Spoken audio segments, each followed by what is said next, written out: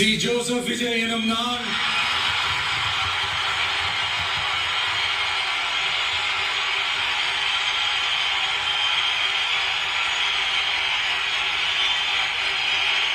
சட்டப்படி அமைக்கப்பெற்ற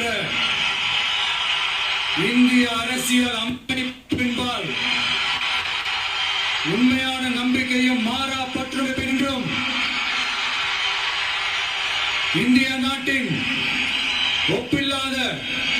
முழு முதல் ஆட்சியையும் ஒருமையையும் நிலை நிறுத்துவேன் என்றும்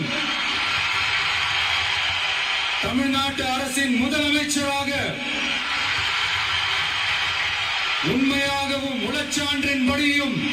என் கடமைகளை நிறைவேற்றுவேன் என்றும்